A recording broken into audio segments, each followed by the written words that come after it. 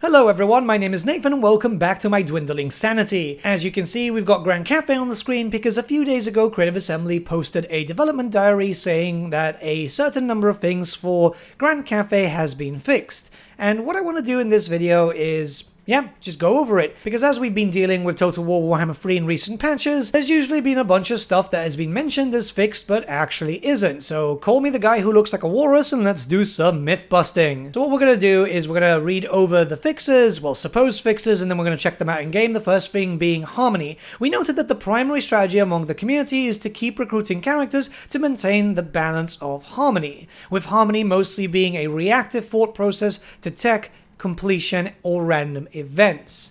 We generally like the interaction with buildings as a controllable state, so we'd like to scope it in and emphasize this aspect. Shadows of Change contains an update to Cathay, so it made sense to update this feature now, as well as the rest mentioned in the update. Okay, what are we doing? We are moving harmony from a faction-based resource to a province-based resource. This means that each province the player controls has its own harmony value. The harmony is only influenced by the buildings within the settlements of that province. Characters and technologies do not factor in. Players are now encouraged to specialize a province in either yin or yang, or keep the province balanced. Each is valid and has its own benefits, with yin and yang providing more transient benefits that eventually give way for a province to rest in harmony once it is developed and far away from threats. We believe this fixes the more tedious aspects of balancing harmony and putting a stronger emphasis on building composition. Okay. The changes that have come into effect have basically removed harmony as a core resource, meaning that you're not really going to get negatives anymore. It's literally only positives. You don't have to focus too much on working down the skill tree, recruiting characters, all the stuff that they've said. This is actually true. It's a bit of a shame, however, though, because every lore dump that we had during the pre-release of Total War Warhammer 3, everything that was mentioned, it mentioned how important harmony is. Now harmony is just, I've turned one city or one province into yin, and I've turned another one into yang, which is essentially a stripped-down version of Yuan Bo, as Yuan Bo has unique provinces already with the commercial district and the military district. Now it's this added on to that. It's a bit of a strange thing. I understand it could have been a bit confusing. I am totally not against the change. However, it does feel like they've dumbed down Grand Cathay quite a bit. It's what made them quite unique. Now, Creative Assembly could have changed this because the player base could have complained. That is entirely possible. I don't know actually myself. I don't know that many people who have complained about the harmony mechanic. I thought it was quite thematic and it fit with the faction. But does that mean that we're going to get rid of bloodletting for the Khorne faction? Mostly because it's a difficult thing to kind of manage at the beginning. Hey, maybe people will like this, so I'm not really going to complain. So far, everything that's been said in the blog so far works as intended. So we're going to talk about the Ivory Road now, because this one is, well, frankly confusing. I'm not too sure exactly what they've changed here. In our internal playtest, we noticed that when attacking caravans belonging to Cathay, the loot gained was huge. Under the hood, it was the regular amount of loot multiplied by a very large modifier. This meant that the early game economy for some factions could be very skewed if the player intentionally went out of their way to attack caravans entering their territory. Again, I don't see why this is an issue when the player is doing it, but okay. It's a single player game. What are we doing? Now, when attacking a caravan, the loot will be the regular amount of loot from the standard battle, plus whatever cargo the caravan is carrying. We are also making the cargo visible above the caravan in the 3D UI, so the player will be able to make an informed decision about whether to attack or not. So this is very early into a campaign where the caravans aren't going to be too great depending on the faction. Obviously, we can see 3 different caravans, one with 200 resources, one with 400 resources, and one with 800 resources. Now, in most cases, these would disappear before I'd even be able to get up to them with Greasus, but thanks to mod commands, I'll be able to fight them. And the idea is I'm just going to auto-resolve them. You can see how much money they earn. it's pretty abysmal. Essentially now with these caravans you're getting around 2,000 on average, with the extra cargo really not being that noticeable. We started off with 4,000 treasury, and by the end of it we'll have around 10k, which again isn't really good considering I've fought 3 armies, each of them with varying amounts of actual cargo. So either the cargo system doesn't work or it was just that heavily nerfed, which again I don't understand why this was done considering that it's a single player thing. It's not like you're actively hurting other players when you're doing so. Yes, this could hurt you too if your cargo gets lost or attacked by another faction, but the fact is, if you're sending out a cargo, or a very large cargo, to other locations, you are going to put a risk into it, right? That's why you do the whole risk and reward thing. And if they wanted to stop people from earning too much money, then why didn't they nerf Cathay? You see, Cathay actually gets a lot of cash, because when using the caravans, things can get fairly ridiculous, and depending on the modifiers that you start using, you're not really going to be getting a couple of thousand all the time, whereas in early campaign, it's usually, what, 3,000, 4,000, 6,000, depending on where you go, the distance traveled, all that. But if you know what you're doing in terms of stacking modifiers, which is something that most Total War people know what to do, you can end up like what I have on screen right now. This is my Yuan Bow campaign, which I was streaming yesterday, and yeah, 100,000 plus. Yeah. So people attacking the caravan is that much of a problem?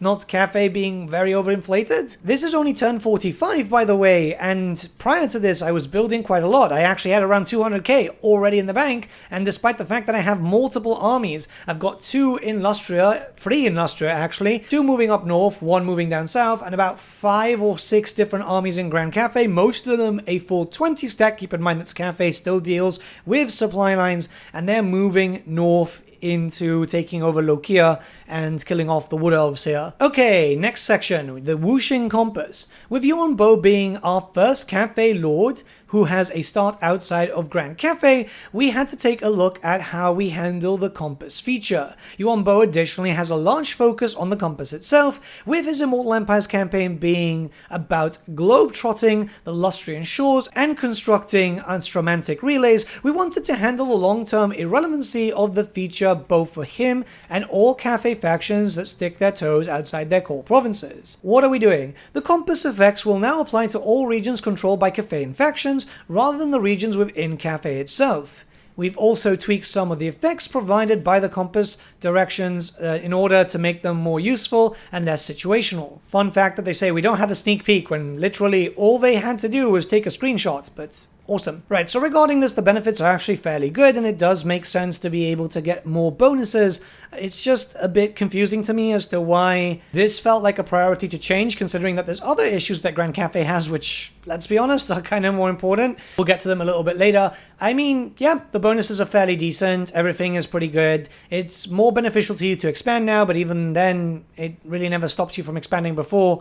It kind of just made it feel like this was a mechanic that was centered around the country itself, and made it feel a little bit better. What it could have done is provide some special units. Like, for example, when you look towards, well, yeah, let's just say the Empire mechanic, right? The whole Electrocount thing. If it just provided like special pseudo regiments of renown like that, yeah, it would have been still decent in a way without having to kind of kill off the fantasy of Cathay being isolationist, because well, I do admit that in some cases gameplay needs to trump lore, but when the lore is fresh and it gets drilled into your head by multiple interviews in certain ways and then they just go against it, it kind of feels a bit strange. Alright, the Grand Magistrate Lord type. With the addition of the Celestial General, we knew the Lord Magistrate's tenuous hold on its position as furiously battling for his right to be recruited was only going to get shakier. What are we doing? So as part of this update, we've done an intensive overhaul to the Lord Magistrate skill tree, with benefits suited to leading from the back bravely, giving a variety of targeted buffs, actives in battle, and a reshuffled blue line that front loads powerful skills like Lightning Strike. Okay, cool. So what we're going to do here is we're going to recruit a fresh new Magistrate just to have a little bit of fun. We're not going to be looking at his blue skill line, but you can already see down there, at least he'll be able to get Lightning Strike very early on, which is actually quite beneficial. We're going to be looking at his yellows though, and I must say, yes, these are actually fairly good. There's some pretty odd ones there, like for example, increasing the melee attack and melee defense of heroes in your army, which, you know, would be all well and good if we had some melee heroes, stuff that people were kind of expecting in Shadows of Change, but maybe the next DLC. Overall, I will say that yes, the Magistrate is actually far better now, and everything is okay barring the Sky Lantern. I just don't really like the Sky Lantern. I think I'm not really the only one. But yeah, it is genuinely, like, actually decent, which is surprising. I was wondering how they were going to fix them up, because let's be honest, even if you don't buy this DLC, this is going to be something that's going to affect you, and you know, it's still the choice of Magistrate or Dragon-Blooded if you don't get Shadows of Change. So yeah, actually really happy about this change. You can have some cheap armies. This guy will reduce the upkeep quite heavily of stuff, so you'll be able to actually have some cheap armies defending Cathay. Most importantly, well, you know, the whole Grand Bastion stuff, because it is still there, it's still annoying. We're going to talk about that a little bit later. But yeah, you can get some new effects, you can boost up your armies really well, you can boost up your heroes. I mean, even then, the heroes isn't really an important thing because they're spellcasters, but you get what I mean. Overall, a fantastic change. I can really applaud them for this one. No changes whatsoever to the Great Bastion mechanic, right? So you're still dealing with that stuff. It's still very, very annoying. I mean, it's just constant Chaos armies coming for you, which, yeah, is quite good to power level up characters, but when the fighting is in the Empire, those characters aren't really going to get there, are they? Or if you're going to Lustria and stuff like that, it just feels like there should be a way to be able to make it less of a slog. But now let's talk about the big one. Back when they updated their known issues list, they put a list saying aiming to be fixed in Update 4.0. And one of those was the FPS drops in Cathay's terrace farming / rice fields map. A big thing considering how many terrace and rice field maps are in Cathay. Well, yesterday I streamed some Yuan Bo, and yeah, we ended up playing on a few of the Cathayan maps, and yeah, there were FPS drops. You can see on screen right now. Very, very obvious when you go onto the rice fields themselves. Just going over them, you'll notice quite a bad drop every now and then. Sometimes it's not that bad. The further you get away from the fields, the better it is. But yeah, you can see this here. Certain points it just gets really bad depending on where I go. It's very noticeable where everything just slows down, the camera slows down and everything. This has been a problem since the game launched in February last year, by the way, right? So, what, a year and 6 months ago? Something not fixed yet, which is quite annoying considering that this is a Cathay DLC, this is a Cathay themed game too, it's one of the cool factions. It did kind of annoy me, I must admit, and it kind of still does annoy me, because obviously we need to know that the aiming to be fixed doesn't mean that everything is going to be fixed, but when it's the literal first thing on the list, yeah, honestly, I'm half tempted just to go into the game and check out everything aiming to be fixed and see if it actually is fixed.